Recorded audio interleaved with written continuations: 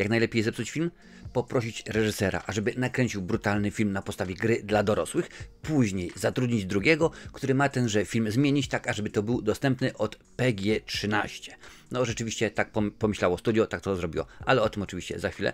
Borderlands, bo o tym filmie mowa, muszę się do czegoś przyznać, jestem pewnie jednym z niewielu użytkowników, graczy, który nigdy nie grał w Borderlands. Tak, nie jestem jednym z 87 milionów użytkowników, którzy kupili tęże grę i w nią grali.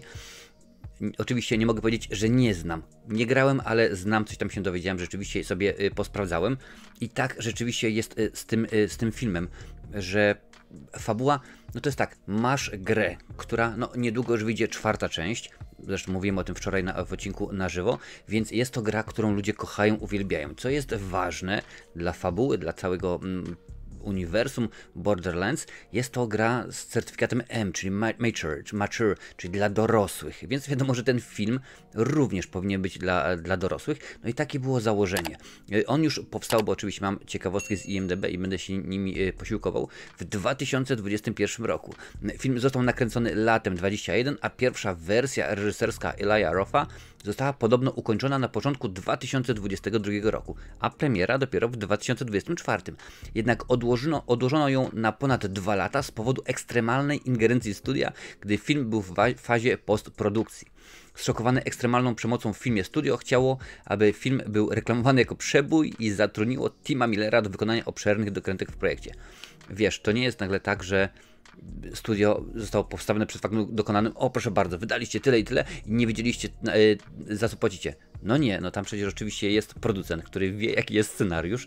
Jeżeli nie jest kompletnym debilem, no to ma wgląd, to sobie pójdzie, sprawdzi, nawet na YouTubie sobie włączy zwiastun Borderlands i wie, że to nie jest Prince of Persia, to nie są Simsy, to jest gra dla dorosłych, gdzie jest bardzo brutalnie, krew leje się na prawo i lewo, więc rzeczywiście powinien się czegoś spodziewać. No ale jak widać, nie tylko w polskim rządzie pracują imbecyle. Dokrętki te ostatecznie obejmowały tak dużą część wersji filmu, że Steven Jablonski musiał napisać zupełnie nową ścieżkę dźwiękową, ponieważ oryginalna ścieżka dźwiękowa Nathana Barra nie pasowała już do filmu. Tak wielka była ingerencja studia, rozumiesz, że oprócz tego, że zmienił się cały aspekt, no, wydźwięk tego filmu, fabuła również się zmieniła, więc to po prostu pokazuje, jak bardzo studio nie miało pojęcia, co kręci. Wiesz, i to jest zaskakujące, bo mógłbyś pomyśleć, no okej, w porządku, na film wydajemy mnóstwo pieniądzurów, mnóstwo milionów, a nawet zaraz sprawdzę, ile było budżetu i dostajemy film, który ma już Borderlands, cała ta no, produkcja, ma już rzeszę fanów, budżet 115 milionów dolarów, bo mamy już 3 części gier, więc rzeczywiście wielu jest fanów, więc jest jakaś fajna baza. Jeżeli nie skopiemy tego, no to mamy przynajmniej 87 milionów osób, które na ten film mogą w przyszłości pójść. No ale rzeczywiście studio chyba wiedziało, oni bardzo często wią lepiej niż my, niż widzowie, niż gracze, że tak to będzie lepiej. No i akurat oczywiście to im się nie udało. Za dokrętkę odpowiedzialny był Tim Miller, to jest gentleman, który dał nam pierwszego Deadpoola, a także Terminatora Mroczne Przeznaczenie. Ja od wielu miesięcy mówię, postuluję wręcz, że jeden z tych 2 filmów, czyli albo Deadpool, albo Terminator Mroczne Przeznaczenie, to był wypadek przy pracy i się udał. I właśnie według mnie to Deadpool był wypadkiem przy pracy, który się po prostu jakoś tam udał, a cała reszta to jest po prostu pokazuje, że Tim Miller nie zna się w ogóle na robocie, że no nie ma pojęcia. No, jeżeli trzeba zmienić ścieżkę dźwiękową, no to mu jest bodajże chyba, bo w napisach cały czas jest Tim Eli Roth i wydaje mi się, że chyba trzeba ponad 1/3 filmu nakręcić, ażeby w związkach zawodowych i tak dalej pojawić się w napisach. Więc rzeczywiście tutaj dużo tego materiału musiało być nakręcone.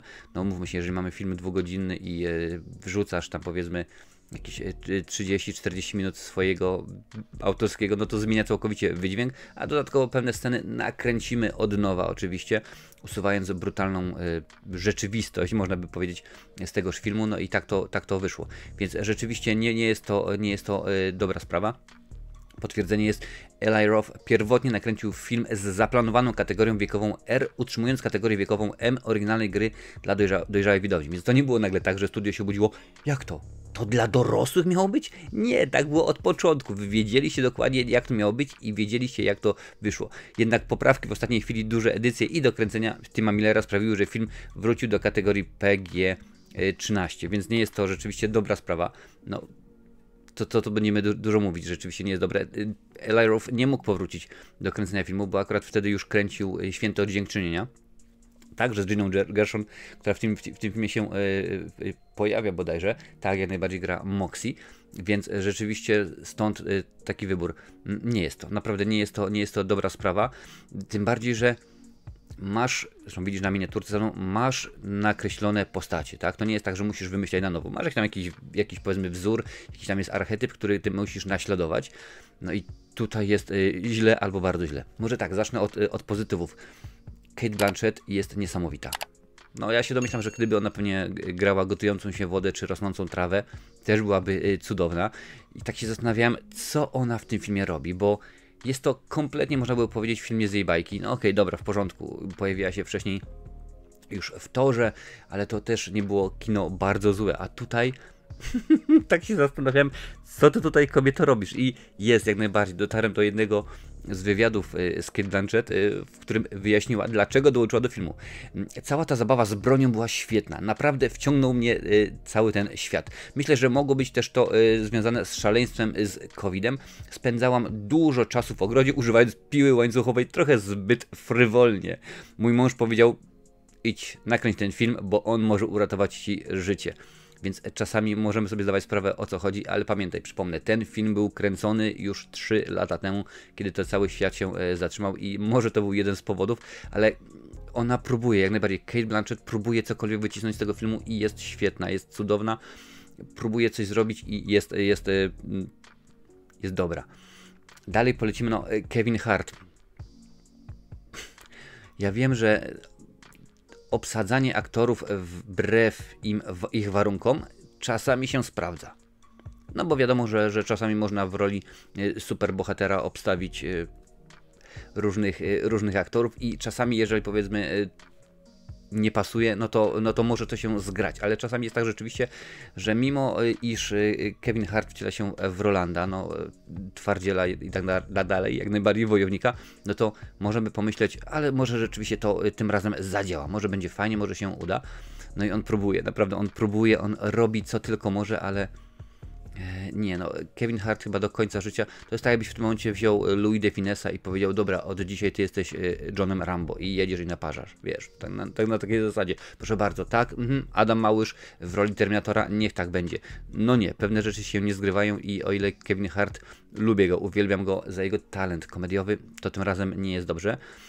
Bardzo mnie, może nie tyle co rozczarowało, ale zniesmaczyła postać Jacka Blacka, bo ja nie mam problemu z humorem. Słuchaj, uwierz mi, począwszy od Kevina Smitha przez George'a Carlina, bracia Marx, Monty Pythonie skończywszy, nie mam problemu z żadnym rodzajem humoru, jeżeli oczywiście jest on uzasadniony. A tutaj ten humor jakiś taki jest wieśniacki. Taki jakiś dla buraków po prostu, dla kolesi, którzy pod dyskoteką stoją w dresie za sztachetą. Kogo by tutaj utłuc i dodatkowo, jak to śpiewają, letni chamski podryw bodajże, wziąć i wypić amarenę. No i jakoś tak to nie pasuje, bo skoro już wrzucasz ten film do kategorii PG-13, no to rzeczywiście może wtedy jakoś to by trzeba było zmienić, niekoniecznie dawać, o proszę bardzo, będziemy się śmiać i takie żarty są niefajne. No wiadomo, że on nie miał zbyt wiele do grania, tylko i wyłącznie głosowo się pojawił, bo wcielił się w rolę Claptrapa, robota, cyborga, jak zwał, tak zwał.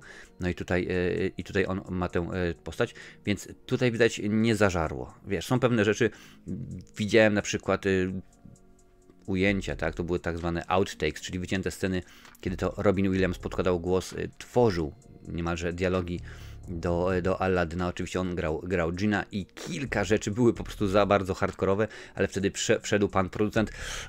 Robin, czas, słuchaj, to jest G, czyli to jest film dla wszystkich. pewne żarty nie mogą być tutaj w tym filmie, no bo jedziesz już po bandzie, stary. I w tym momencie wszedł producent, powiedział: ciach, dziękuję bardzo. A tutaj widać chyba, że było taki zamysł i to mi się bardzo nie podobał.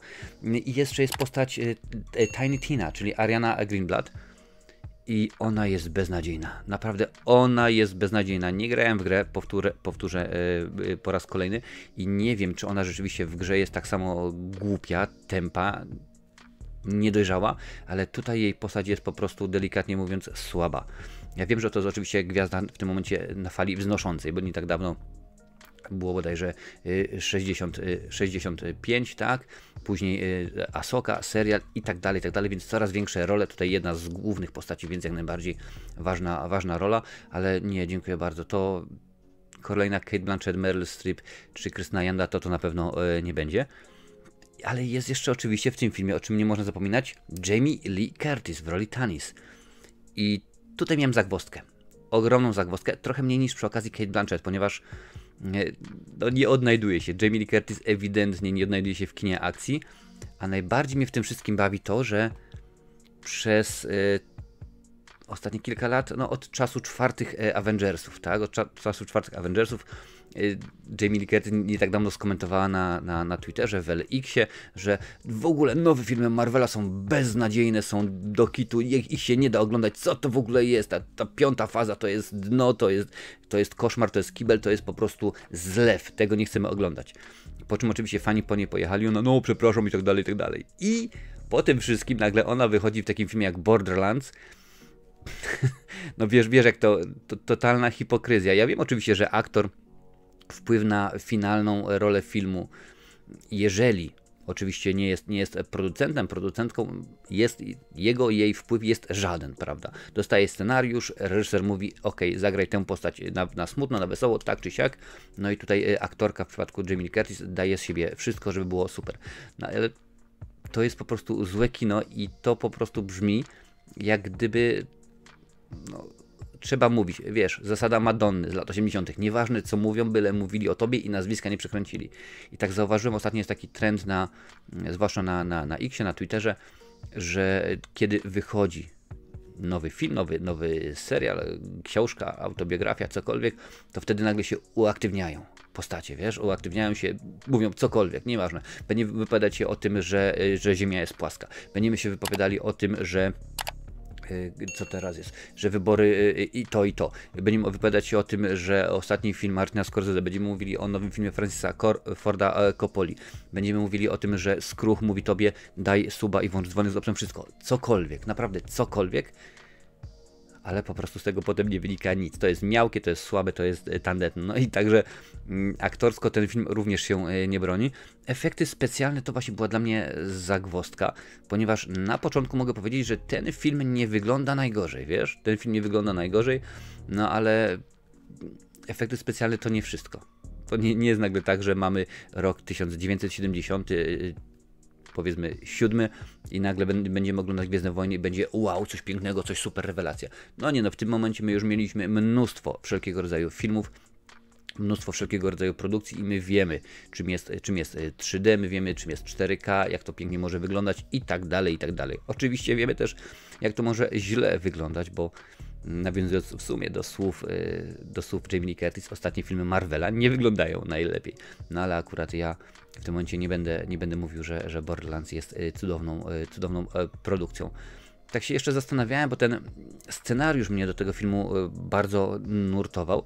No i sobie troszeczkę pogrzebałem w komputerze, nie cytując oczywiście Kabaret Anime Ruru.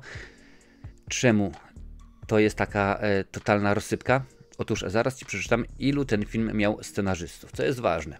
To nie jest nagle tak, że każdy z tych dżentelmenów napisał scenariusz od nowa. No nie, ale na przykład biorą scenarzystę i mówią: słuchaj, nie podoba nam się postać grana przez Cate Blanchett, czyli Lilith, czy możesz coś z nią zrobić? Zmień dialogi. No i w tym momencie pojawia się osoba i zmienia dialogi i tak dalej.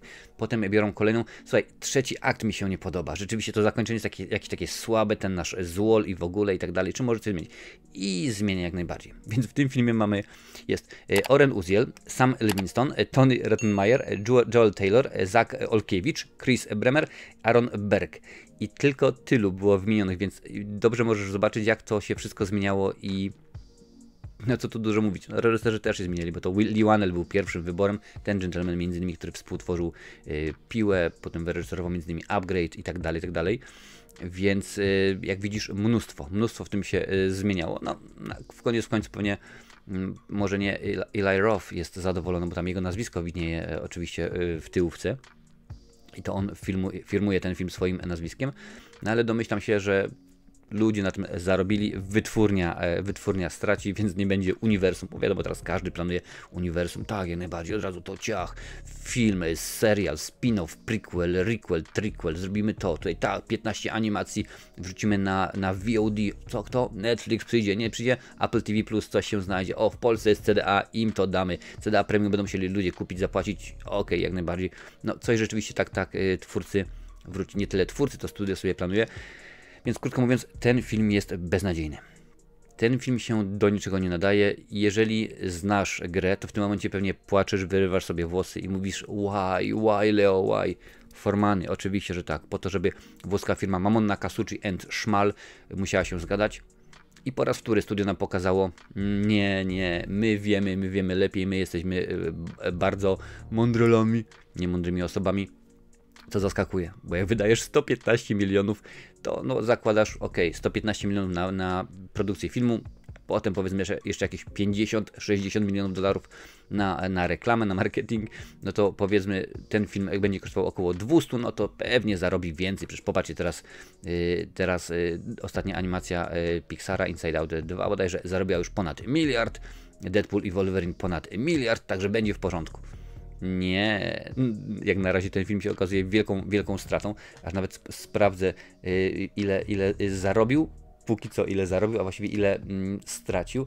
No jak na razie jest, a to już jest kilka ładnych dni od premiery, film zarobił 24 miliony dolarów na całym świecie. Przypomnę, przy budżecie około 200 milionów, wliczając w to reklamę. Więc rzeczywiście nie chcemy takich filmów, chcemy po prostu, żeby twórcy mieli wolną rękę. Jeżeli chcieliście, drodzy dżentelmeni, producenci, jeżeli chcieliście, ażeby Eli Roth nakręcił, to mieliście wgląd w scenariusz, 1, 2, 58 wersję. Wiedzieliście, że to nie jest facet, który wam nakręci Bambi, który wam nakręci Kevina samego w domu. Nie, no to jest gentleman, który robi filmy. Tak, jak najbardziej. Brutalne filmy, gdzie leje się na prawo i na lewo, więc rzeczywiście trzeba było popatrzeć, trzeba było odrobić zadanie domowe, ale ostatnio rzeczywiście coś Hollywood, a właściwie Hollywood ma wpadkę za wpadką, bo to rzeczywiście niedawno porąbany, zmieniony, zdziwiony, bardzo źle zrobiony zwiastun do Megalopolis, Francisa Forda Coppoli, też sztuczna inteligencja i tak dalej, więc ten film nie odradzam, nie oglądaj, naprawdę nie oglądaj, ale jeżeli chcesz zobaczyć dużo fajnych, ciekawych, intrygujących filmów sci-fi, a przynajmniej ich recenzji, to na tej liście, tak, tutaj jest ich całe mnóstwo.